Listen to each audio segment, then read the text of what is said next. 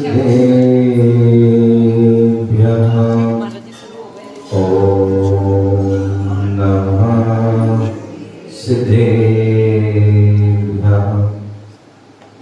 नमः श्री भगवानाय देवोत्पत्तिदात्मने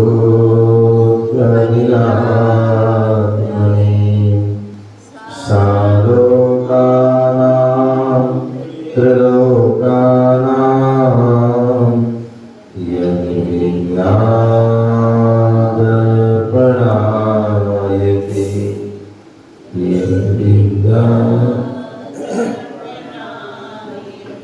गुरुवापन्तिनो नित्यं यानि दर्शननायका चारितालो गम्भीरा मोक्षमार्गोपदेशिका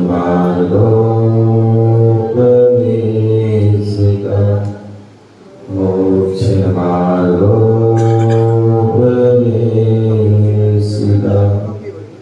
मोक्षमार्गोपदेशिका।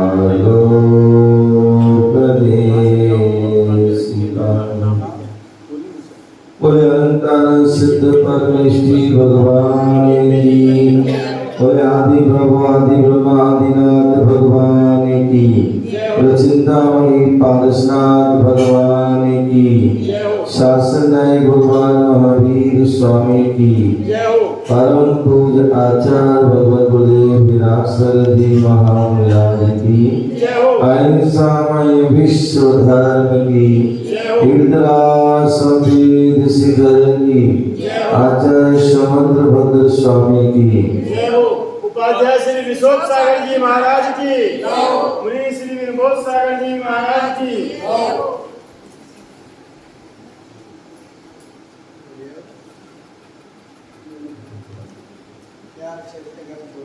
प्यारे बंधु, आज हम सभी पुनः भारत की राजधानी दिल्ली बुद्ध विहार महावीर जिनालय में बैठे हुए हैं। भगवान का दिव्य संरक्षण लगा हुआ है। जो वाणी खिली वही दिन वाणी के रूप में आज हमें प्राप्त है। ऐसी उस दिन वाणी का हम रसपान कर रहे हैं। प्रतिदिन जो है यहाँ पर दिन वाणी का वाचन चलना है। यहाँ पर आचार्य समुद्र भद्र स्वामी रत्नकर्ण श्रावकाचार्य के माध्यम से श्रावकों के आचरण का, उनकी व्रत नियम संयम के बारे में वर्णन चल रहा है। यहाँ पर चौथा अध्याय चतुर्थ अध्याय चल रहा है और चतुर्थ अध्याय पूर्ण व्रतों का वर्णन, और पूर्ण व्रतों में जो दूसरा पूर्ण व्रत है अनर्दंड व्रत, उसका वर्णन चल रहा है। उसमें भी 5 जो भेद बताए थे, पापोपदेश, हिंसा दान, दुष्कृति,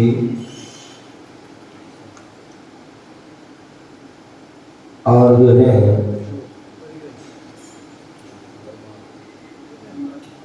अपध्यान, पापोपदेश, हिंसा ध्यान, अपध्यान और दुष्कृति, ये जो है हम 4 के बारे में हम जान चुके थे। 5वां जो है वह भेद है प्रमादचर्या, अनर्दंड, उसके बारे में यहाँ पर हम जानेंगे। आचार्य समंतभद्र स्वामी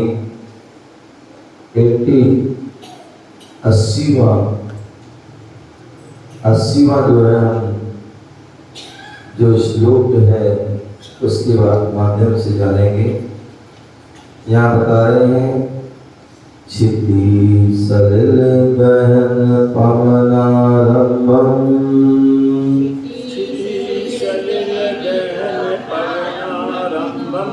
क्षिति सलिल गहन पवनारंभम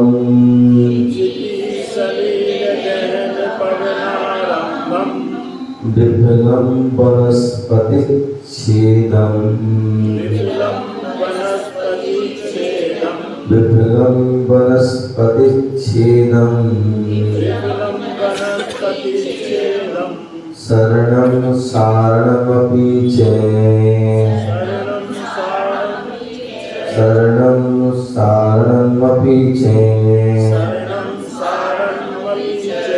प्रमादचर्या प्रभासन्ते प्रमादचर्या प्रभासन्ते क्षिति सलिल गहन पवनारंभम विफलम वनस्पति छेदम विफलम वनस्पति छेदम शरणं सारणमपि च प्रमादचर्या प्रभासन्ते।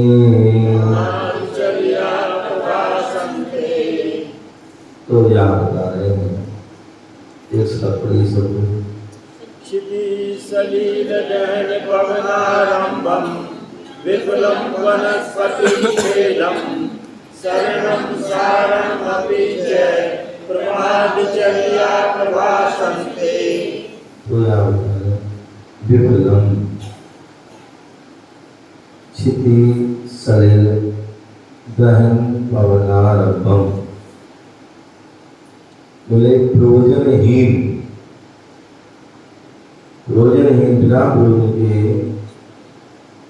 पृथ्वी जल अग्नि वायु आदि का योजना करना आरंभ सारंभ करना छेदन भेदन आदि करना छिन्न भिन्न आदि करना वनस्पति छेदन और वनस्पति का भी छिन्न भिन्न करना तथा शरणं च सारणमपि स्वयं घूमने व दूसरों को घुमाने को भी क्या प्रभाचर्या प्रभासन्ते। प्रभाचर्या नाम का जो है अनर्दंड कहते हैं। बिना प्रयोजन पर भी घूम रहे हैं, जल को यहाँ डाल रहे हैं, अग्नि जला कर बुझा रहे हैं, वायु आदि का वायु आदि है, ऐसे से वायु को जो है पंखा आदि चीज़ों को हम बिना प्रयोजन कर रहे हैं। ये सब जो है आरंभ आदि है, वनस्पति है, उसका फूल पत्ती आदि जो है तोड़ रहे हैं, अथवा उसकी जो है बाग बगीचों में घास आदि छुड़वा देते हैं, पत्ती आदि जो है उसकी सेटिंग करा देते हैं, नए डिजाइन करके जो है कर देते हैं। यहाँ तो अपनी शोभा देखते हो और वहाँ उसको जीव को कितनी विराधना बढ़ी है, कष्ट हो रहा है। और कितनी सुबह शाम आदि जो है घास पर जो है स्वयं घूम रहा है और अन्य व्यक्ति को भी घुमा रहा है, या अन्य भी वैसे भी यहाँ वहाँ कोई कार्य भी नहीं है, लेकिन फिर भी वह घूम रहा है। तो ये सब क्या है? ये सब प्रमादचर्या है। शब्दार्थ। क्षिति माने पृथ्वी, सलिल माने जल, दहन माने अग्नि, पवन माने वायु, आरंभ माने हिंसा जन्य का, विफलम निष्प्रोजन, वनस्पति पेड़ पौधे, छेदम माने काटना, छिन्न भिन्न करना, शरणम माने घूमना, टहलना, गमन करना, सारणम गमन कराना, अपि भी और प्रमादचर्या पाप कर्मों के बंध योग आचरण, प्रभार संते कहते हैं। विशेषण सर्वज्ञ वितरागी, हितोपदेशी, सर्वज्ञ वितरागी, हितोपदेशी, स्यादवादी, अरहंत भगवंतों एवं उनके अनुयायी। सर्वज्ञ वितरागी, हितोपदेशी, स्यादवादी, अरहंत भगवंतों एवं उनके अनुयायी। दिगंबराचार्यों ने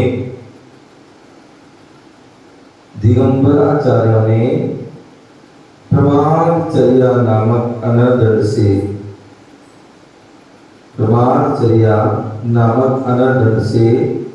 स्वयं को रक्षित करने का उपदेश करते हुए बताया है।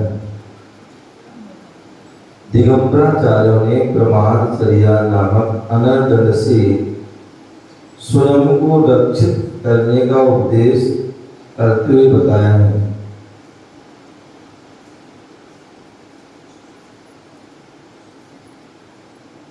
कि प्रमाद के अधीन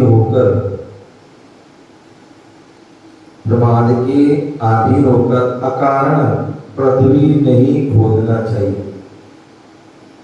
प्रमाद बैठे हैं, फालतू बैठे हैं और क्या करने लगी, पृथ्वी आदि खोदना प्रारंभ कर।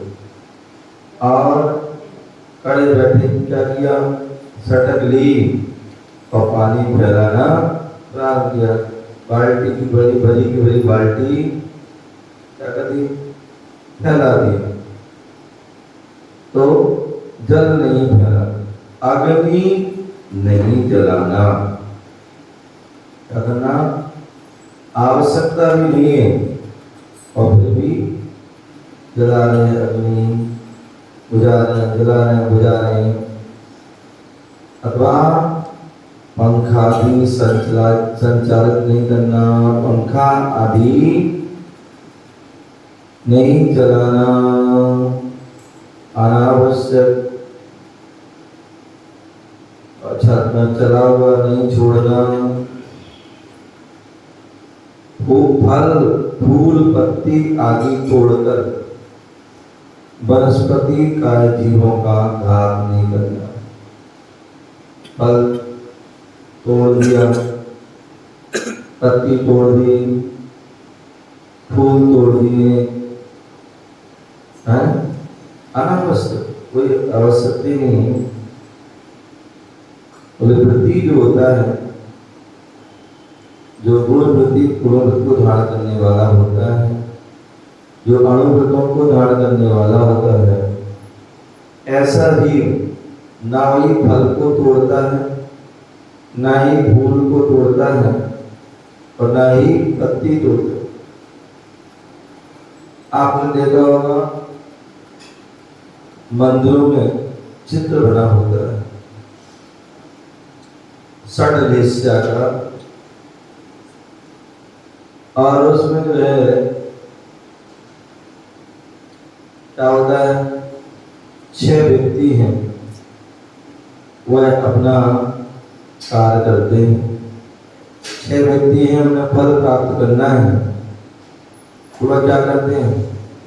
एक व्यक्ति वह तीव्र लेस्या वाला है, कृष्ण लेस्या वाला, वह जड़ से जो है पेड़ को अलग कर देता है।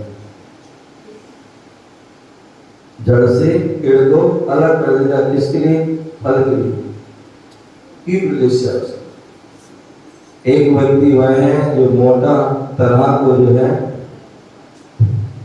पेड़ जो है फल पाने के लिए मोटे तरह को अलग कर। तीसरा व्यक्ति वह है जो पतली डगार, उसको जो है क्या कर देता है, निकाल देता। और चौथा व्यक्ति जो है वह है जो क्या कर रहा है, कच्चे कुछ भी जो है फूल जो उसकी तोड़ दिए। और एक जो है पके फल को ही तोड़ रहा है। लेकिन जो छठवां व्यक्ति है जो शुक्ल लेस्या वाला, इसके पवित्र परिणाम है, श्रेष्ठ परिणाम है, वो क्या फल ही तो खाना है, फल ही खाना। नीचे डले हैं उधर, नीचे डले हैं, उनको उठा दो, और नीचे से उठा लिए, जोड़े साफ किए और उसको खा लिया। तो ऐसे, तो इसी प्रकार प्रति व्यक्ति जो होता है वह भी ना फल को तोड़ता है, ना ही फूल को तोड़ता है, और ना ही पत्तियों को तोड़ता है। तो फल तोड़ने में जीव की हिंसा हो रही है, फूल तोड़ने में भी जीव की हिंसा हो रही है, और पत्तियों को तोड़ने में भी हिंसा हो रही है।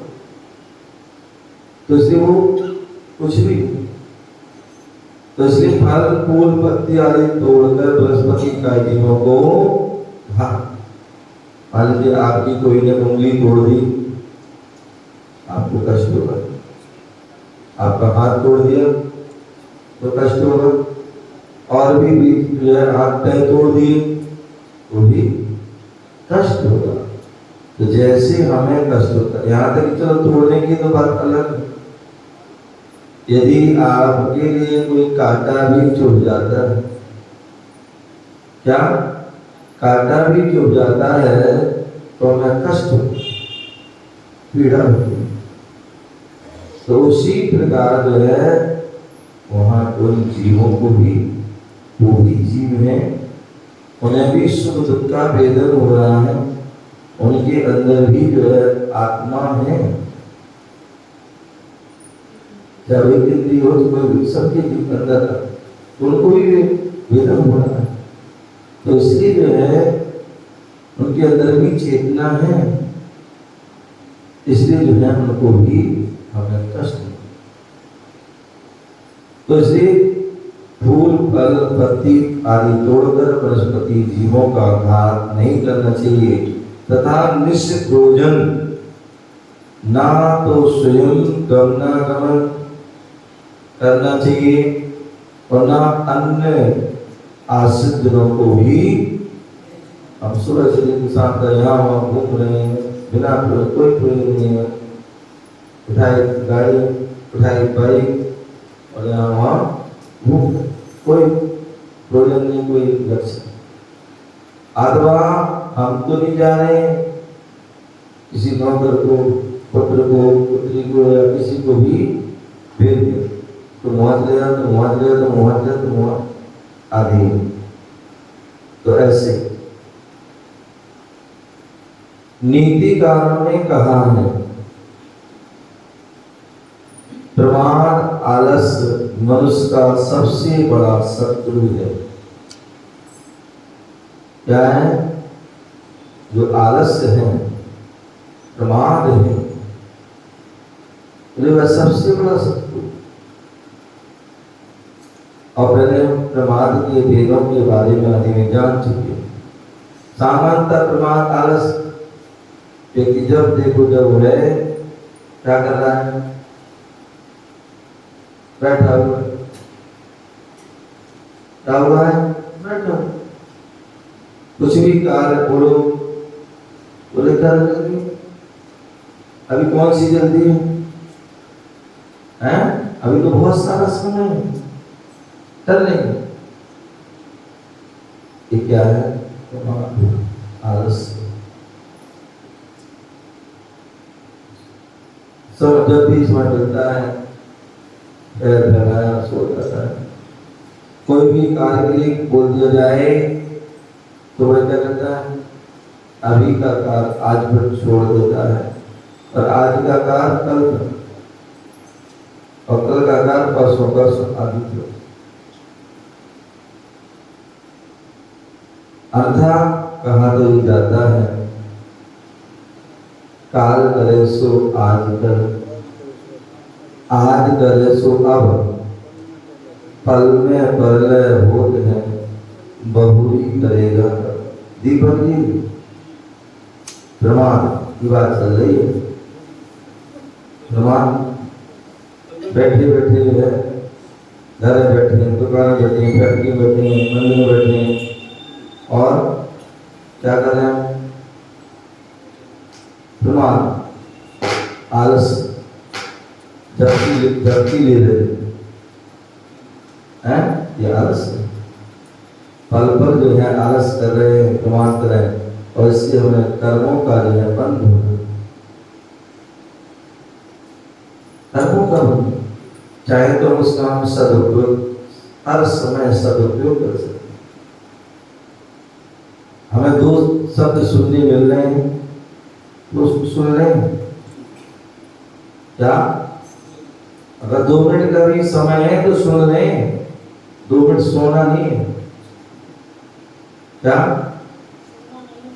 2 मिनट का भी समय मिला है तो 2 मिनट भी सुन लोगे, 2 शब्द भी सुन लोगे तो 2 उन शब्द से भी आपका कल्याण हो सकता है, हित हो सकता है। 2 शब्दों से भी आपका हित हो सकता है। कौन सा शब्द आपके हृदय में घर कर जाए, आपके जीवन को बदल दे, आपकी चर्या बदल दे? कुछ नहीं। तो इसलिए बोले आलस से छोड़ो। बोले आलस व्यक्ति का सबसे बड़ा शत्रु है। आप देखिए जो भी बच्चा है तो जो भी व्यक्ति आलसी होगा, जो आज का काम कल पर छोड़ा, कल का परसों छोड़ेगा, वो जीवन में कभी भी किसी प्रकार की उपलब्धि को नहीं प्राप्त कर पाता। कभी भी कोई कार्य उसकी सिद्धि को प्राप्त नहीं होते हैं। हर कार्य उसके जो बिगड़ जाते हैं। हर व्यक्ति उसका जो है शत्रु।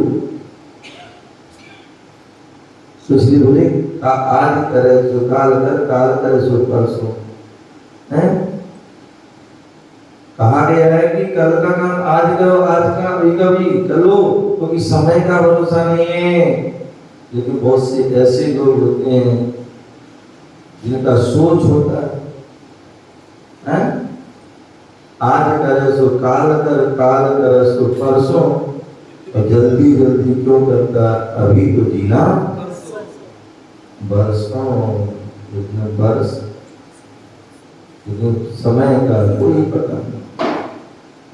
एक क्षण में जो है क्या जाता है, एक क्षण में जो है कर काम तमाम हो जाता है।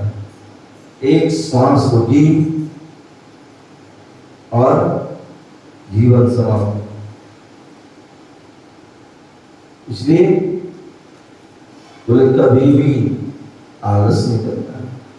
हाँ, यदि आलस ही करना है, मैंने पहले भी कहा था, यदि आलस करना है तो करना कब करना? जब आपके पाप करने के भाव हो। क्या?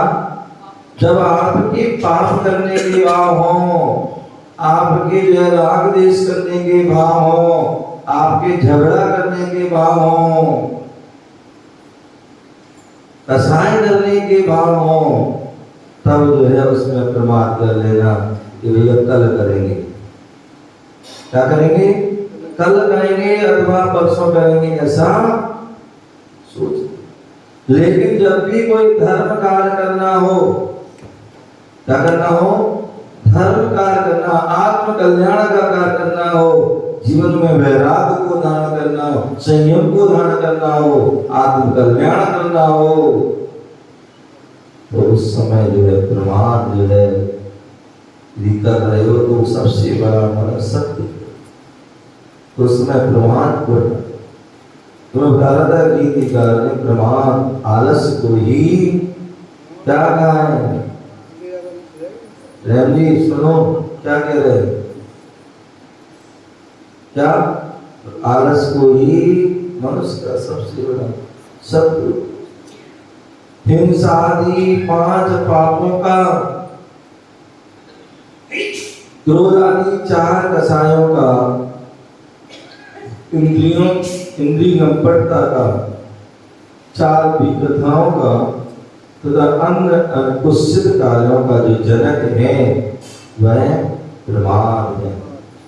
प्रमाद के कारण ही व्यक्ति हिंसा करता है, प्रमाद के कारण ही चोरी करता है, प्रमाद के कारण ही झूठ बोलता है, प्रमाद के कारण ही कुशील सेवन करता है, प्रमाद के कारण ही वह पैसे आदि सेवन करता है, प्रमाद के कारण क्रोध करता है, प्रमाद के कारण ही मान करता है, मायाचारी लोभ करता है, या इंद्रियों में लंपटता आसक्त है, या दिन रात जो है क्या करता है? बैठा हुआ क्या कर रहे हैं? बैठे बैठे स्त्री कथा प्रारंभ हो गई। क्या हो गई? बैठे बैठे जो है 4 लोग बैठे और स्त्री कथा प्रारंभ हो जाती, 4 महिलाएं बैठ गई तो भोजन कथा प्रारंभ हो गई। क्या हो गई? भोजन कथा प्रारंभ हो गई, और एक बार जब प्रारंभ हो जाती है तो फिर समाप्त होने का ना। कोई 4 व्यक्ति बैठ गए और चोरी की कथा कर, चोरों की कथा कर, बुरे लोगों की कथा करने लगे, अथवा कोई भी बैठ गया और राष्ट्र कथा प्रारंभ, राजनीति की कथा प्रारंभ हो गई, राजनीति की कथा प्रारंभ हो जाती है। ये सब क्या है?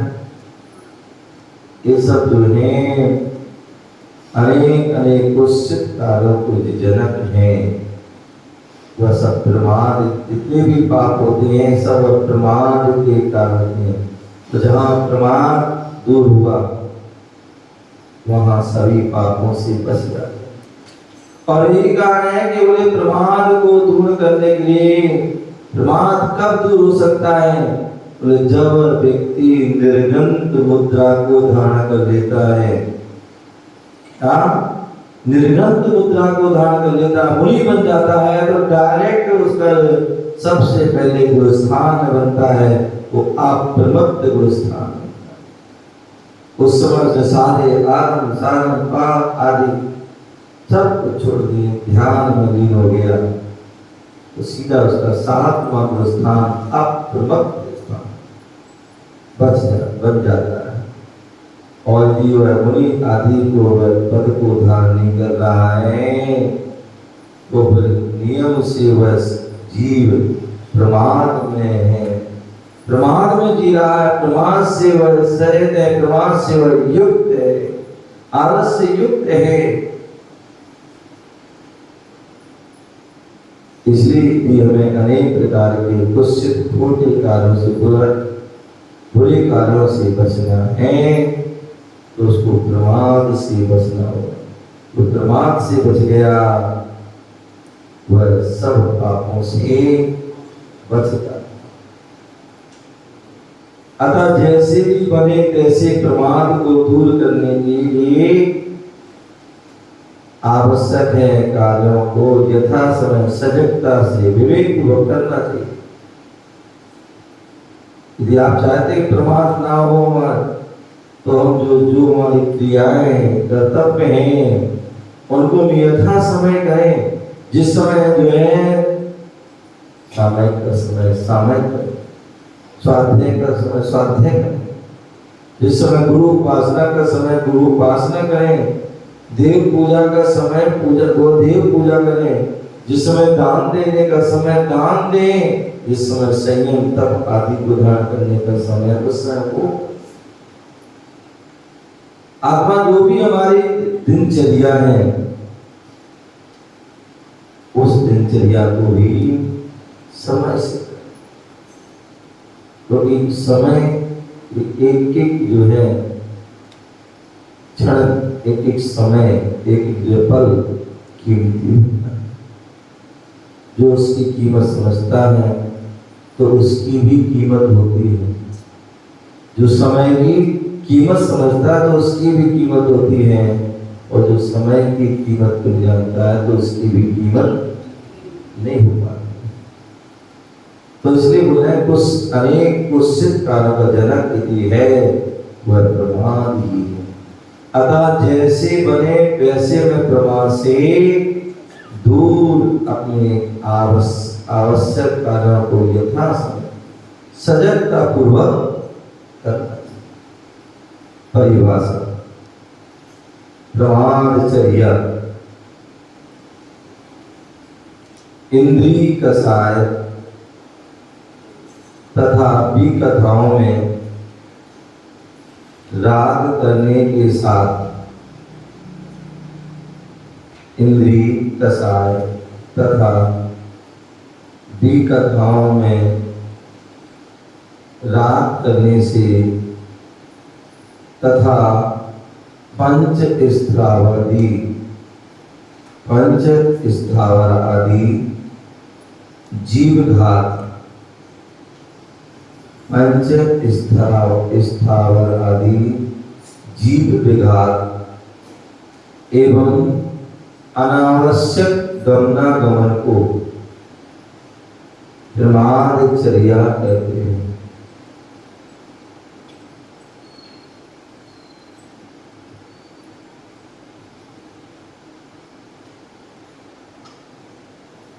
इंद्रिय कसाय तथा विकथाओं में राग करने के साथ पंच स्थावर आदि जीव विघात एवं अनावश्यक गमनागमन को प्रमादचर्या।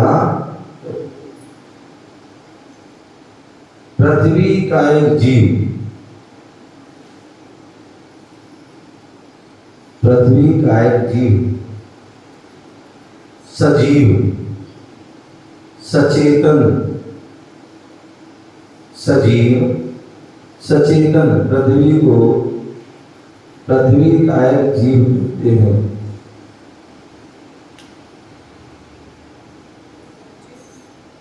सजीव सचेतन पृथ्वी को पृथ्वी का एक जीव कहते हैं।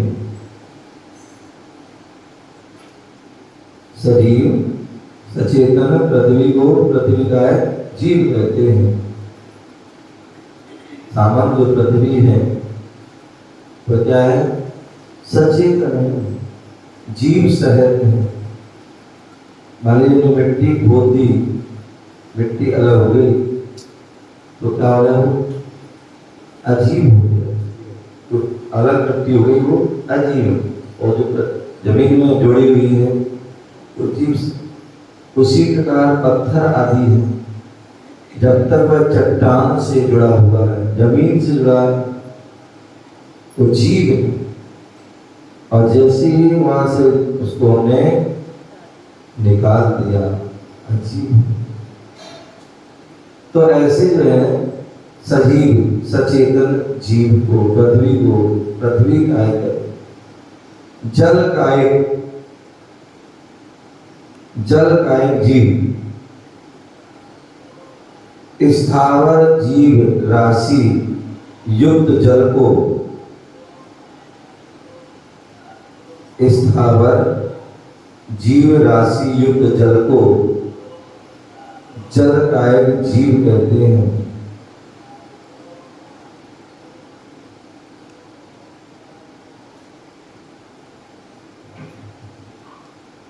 जो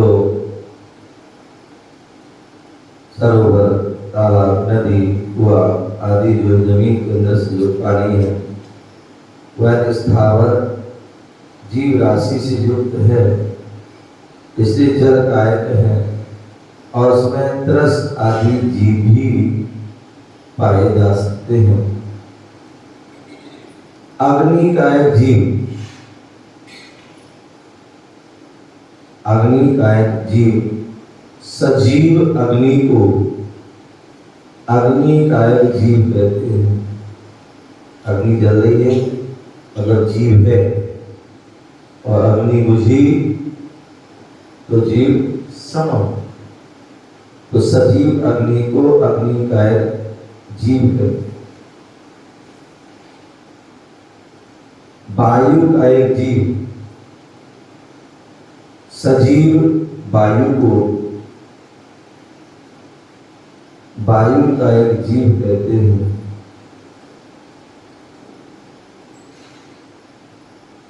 और वायु कायक जीव पूरी ब्रह्मांड में भरे पड़े हैं। हम सांस ले रहे हैं, उसमें भी वायु कायक जीवों की प्रार्थना, चल रहे हैं, बोल रहे हैं, खा रहे हैं, पी रहे हैं, जीवों की प्रार्थना। इसलिए कहा जाता है कि हम अनावश्यक कोई भी क्रिया न करें। अनावश्यक क्रिया नहीं करोगे तो उससे जो है हम बच जाएंगे। वनस्पति कायक जीव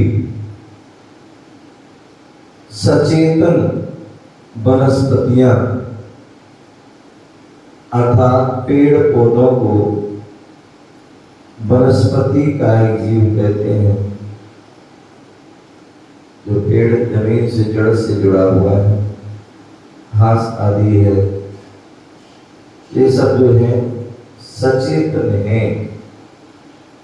जिस वृक्ष में जो है पत्ते भी लगे हैं, फूल भी लगे हैं, फल भी लगे हैं, वह जीव है। तो ऐसे सचेतन वनस्पति अर्थात पेड़ पौधों को वनस्पति का भी कथा अप्रयोजनी स्त्री चोर राजा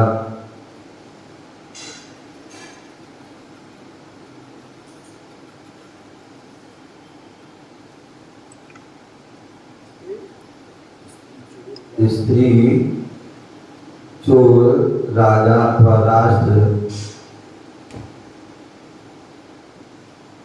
और भोजन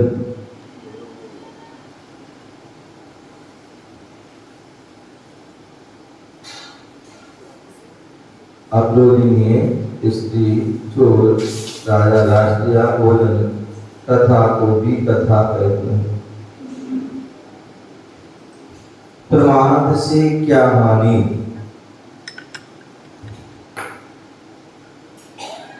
आलस को प्रमाद कहते हैं। प्रमाद के वशीभूत होकर मानव कभी कभी महत्वपूर्ण कार्यों को भी करने से वंचित रह जाता है।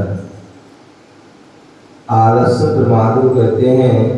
प्रमाद के वशीभूत होकर मानव कभी कभी महत्वपूर्ण कार्यों को भी करने से वंचित हो जाता है। एक बात ना, जब प्रमाद की व्यक्ति को आलस की आदत जाती है तो सामान्य काम तो करता भी नहीं, तो विशेष भी वह नहीं करता। तो ऐसे वह विशेष महत्वपूर्ण कार्यों से भी वंचित रह जाता। अनर्थ दंड का मुख्य कारण प्रमाद ही है। अनर्थ दंड का मुख्य कारण प्रमाद ही है।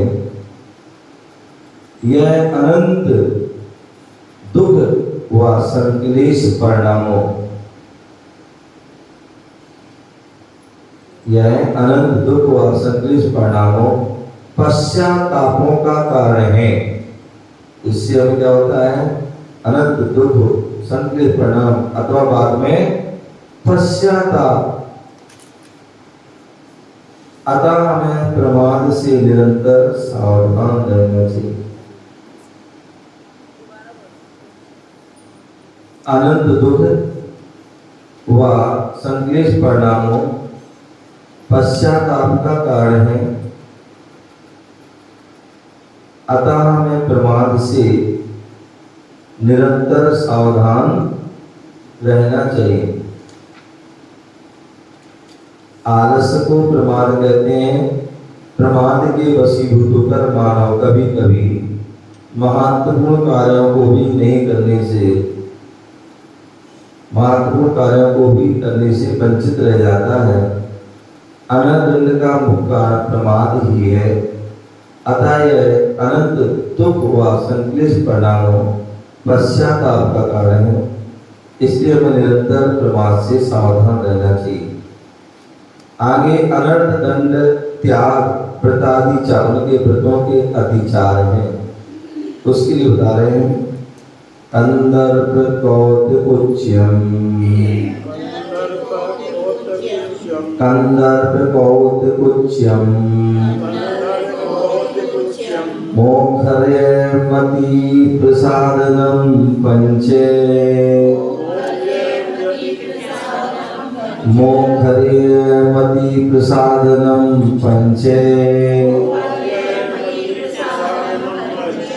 आसमीक्ष चाधिकरणम, आसमीक्ष चाधिकरणम व्यतीतयो नर्थ दंड कृद वृते, व्यतीतयो नर्थ दंड कृद वृते।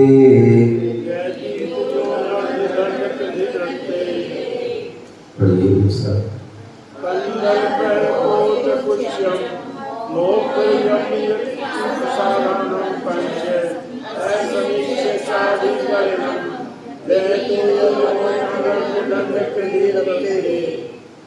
तो यहाँ पर बता रहे हैं कंदर्प कौतुकोच्यम, पूरे रागोद्रेक पूर्वक कुत्सित वचन बोलना।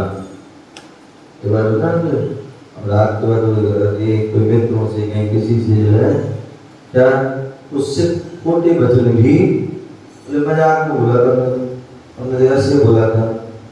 तो एक बार मजाक व्यक्ति कैसे कैसे शब्द बोल देता है, तो कितनी बात में सोचते हैं, समझते हैं, सुनते हैं तो बड़ा बुरा लगता। तो रागोद्रेक पूर्वक कुत्सित वचन बोलना। और उसके बाद कई बार ऐसा लगता है व्यक्ति कुछ वचन तो बोल ही रहा है, उसके साथ साथ शरीर से कुचेष्टा भी करता है। क्या कर रहा है? वचन भी पद्य गलत वचन बोल रहा है, उससे शरीर से किसी प्रकार की जो है क्या कर रहा है? कुचेष्टा भी करता। मोक्षर्यमति प्रसादनम, प्रयोजन रहित बोलना। क्या बोलना? प्रयोजन रहित। अब कितने सारे ऐसे लोग होते हैं तो यह बहुत बोलने की आवश्यकता, यह आदत होती है। अब कुछ भी प्रयोजन नहीं है, कुछ भी सार नहीं है, बोल जाए घंटा 2 घंटे 3 घंटे काम की बात है, बैठ जाते आपस में बहुत बातें करने बतियाने लगते हैं और बतियाते जाएंगे और मालूम पड़ा 1 घंटा 2 घंटे 3 घंटे, लेकिन निकला क्या सार? कुछ भी नहीं। जैसे प्याज की छिलका होती है ना, छीलते जाओ अंत में क्या हो जाता? कुछ भी नहीं, जीरो। तो ऐसे ही प्रयोजन रहित बोलना, भोग की सामग्री का आवश्यकता से अधिक संचय करना। क्या? जो भोग और भोग पहले बताया था, भोग जो एक बार भोगा जाए वो भोग है, और जिसे बार बार भोगा जाए वो भोग है। तो ऐसे भोग की सामग्री जो है उसे आवश्यकता से अधिक रखने, अधिक संचय करना, ये भी जो है वादा भी है। ये भी अनर्थ है। अनावश्यक सामग्री निकली और मतलब खराब हो जाएगी, नष्ट हो जाएगी, कुछ भी कीड़े लग जाएंगे, कुछ भी, तो ये क्या है? अनर्थ।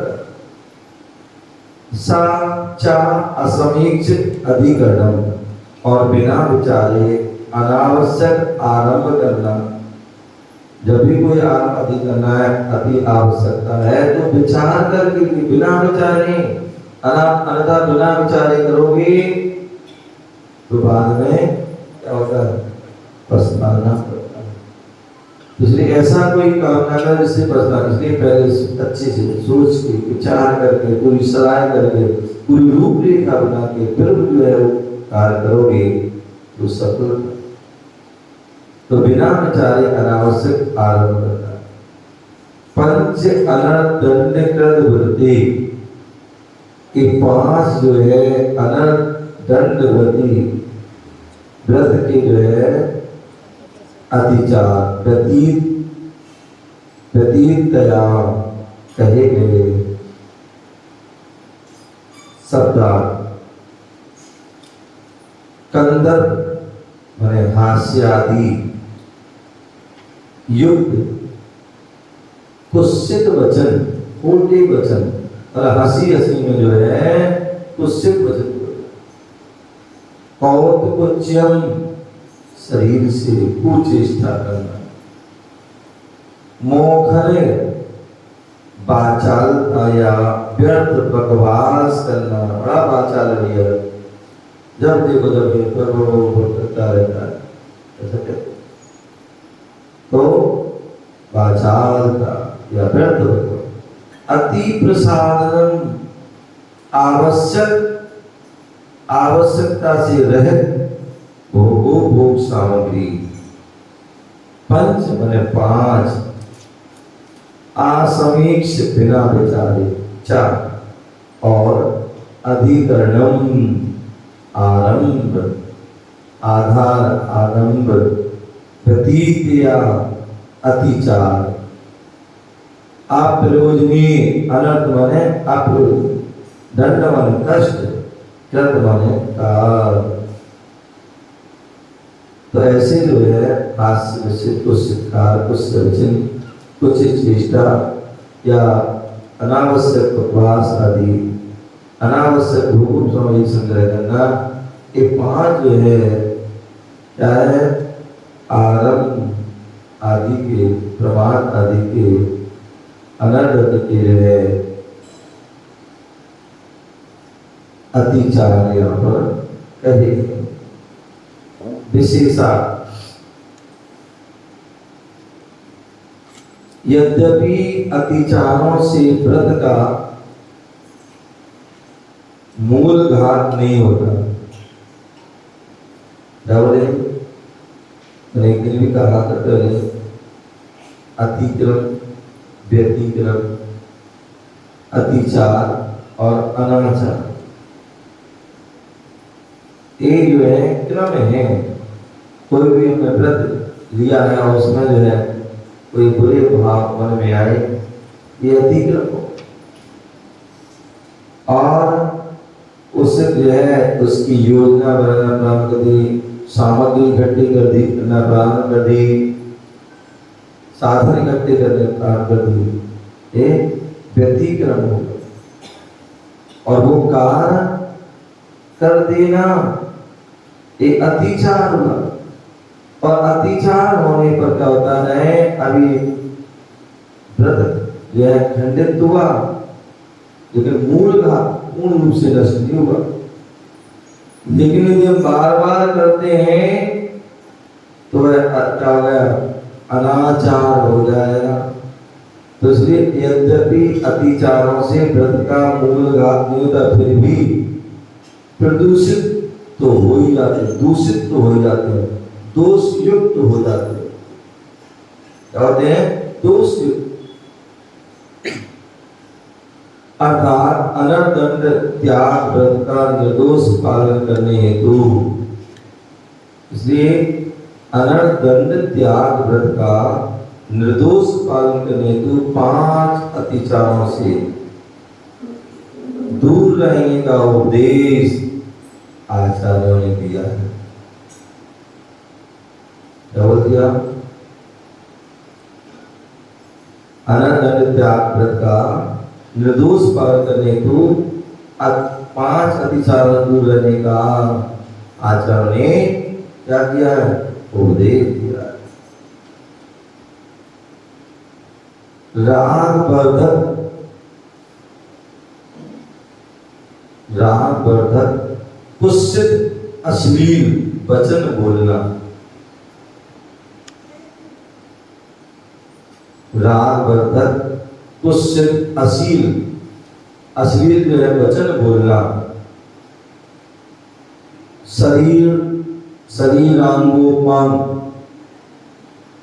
शरीरांगोपांगों द्वारा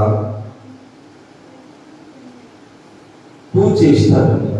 शरीर के अंग उपांग आदि से क्या करना? कुचेष्टा, उल्टी चेष्टा करना।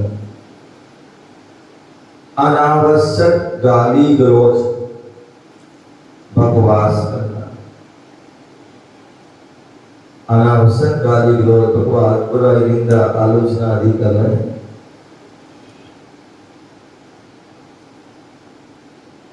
अनावश्यक दैनिक भोग सामग्री इकट्ठित करना।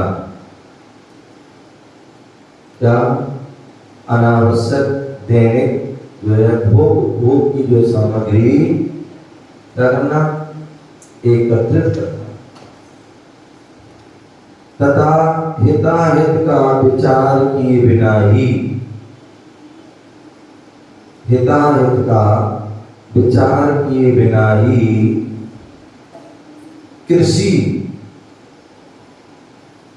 मकान, व्यापार आदि का हिताहित का विचार किए बिना ही कृषि, मकान, व्यापार आदि का आवश्यकता से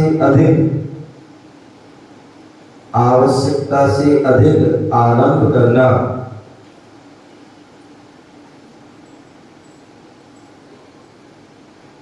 इन 5 पंचाती चारों से बचकर, इन पंचाती चारों से बचकर नृतिचार पूर्वक अनदंड त्याग व्रत का पालन करना चाहिए।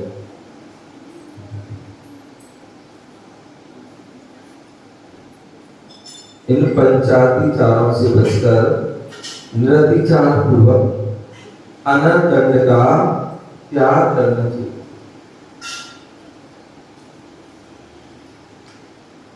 परिभाषा: कंदर्प वासना के वशीभूत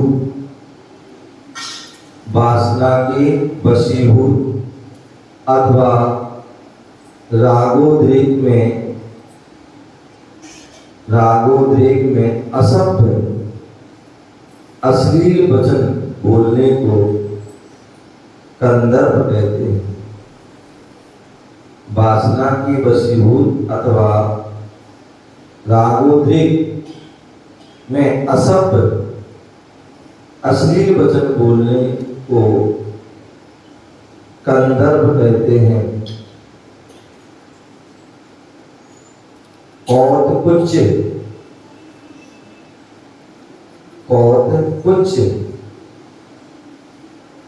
हास्यरति आदि के वश होकर, हास्यरति आदि के वश होकर शरीर से अंगों की कुचेष्टा करने को, हास्यरति आदि के वश होकर शरीर से अंगों की कुचेष्टा करने को कौतकुच्च कहते हैं।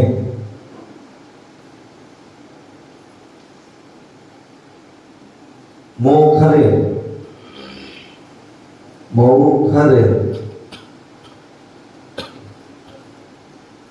गाली गलौज आदि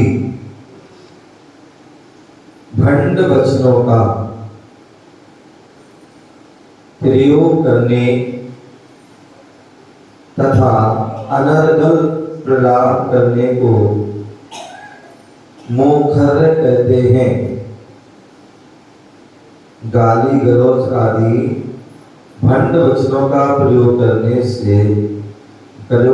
तथा अनर्गल प्रलाप करने को मोखर कहते हैं। मोखर गाली गलौज आदि भंड वचनों का प्रयोग करने तथा अनर्गल प्रलाप करने को मोखर कहते हैं। अति प्रसाधन, अति प्रसाधन भोगो भोग की सामग्री, भोगो भोग की अनावश्यक सामग्री के संग्रह करने को अति प्रसाधन कहते हैं।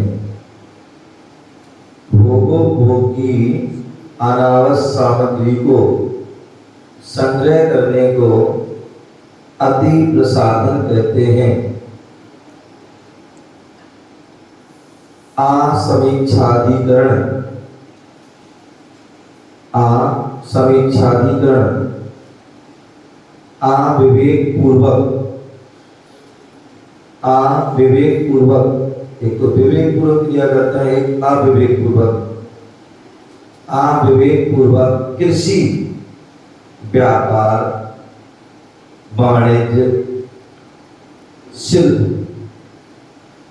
अविवेक पूर्वक कृषि, व्यापार, वाणिज्य, शिल्प तथा गमनागमन आदि कार्यों को करने को, गमनागमन आदि कार्यों के करने को आसमीक्षाधिकरण कहते हैं। विवेक पूर्वक कृषि, व्यापार, वाणिज्य, शिल्प तथा गमनागमन आदि कार्यों के करने को आसमीक्षाधिकरण कहते हैं।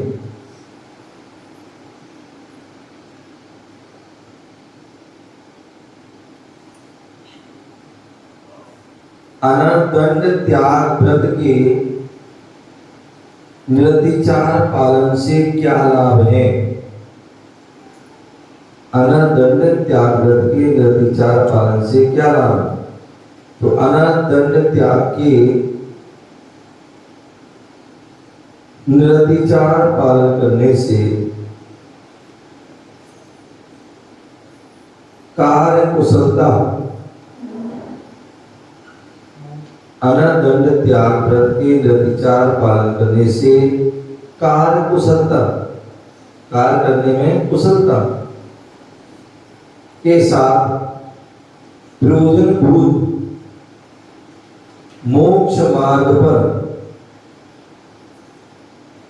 प्रयोजनभूत मोक्ष मार्ग पर अग्रसर होने में स्वाभाविक सफलता प्राप्त होती है। अनर्दंड त्याग व्रत के निरतिचार पालन करने से कार्य कुशलता के साथ प्रयोजनभूत मोक्ष मार्ग पर अग्रसर होने में स्वाभाविक सफलता प्राप्त होती है। स्वाभाविक सफलता प्राप्त होती है। इस प्रकार से यहाँ पर अनर्दंड व्रत के बारे में सविस्तार वर्णन किया गया। हमें अनर्दंड जो पाप के कार्य हैं उनसे बचने के लिए अनर्दंड त्याग व्रत को धारण करना चाहिए, जिससे कि हम अनेक प्रकार के पाप से, बुराइयों से, दोषों से बच जाएंगे और निर्दोष व्रत का पालन करके हम गुण आदि अच्छाइयों से जो है भर जाएंगे और हमारा जीवन श्रेष्ठ और पावन बन जाएगा। इसी भावना से जय हो महावीर भगवान की